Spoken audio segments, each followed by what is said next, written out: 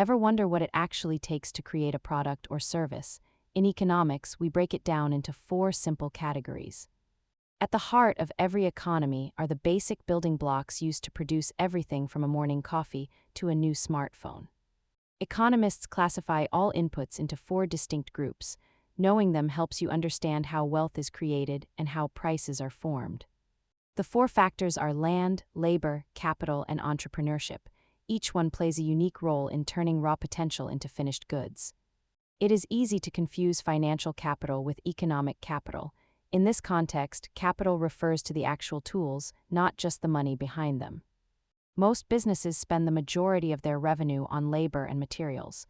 Balancing these factors efficiently is the key to profitability. Ultimately, the entrepreneur is the spark. Without that vision, land, labor, and capital would simply sit idle. Understanding these factors is the first step to thinking like an economist. If you found this helpful, save it for later and subscribe.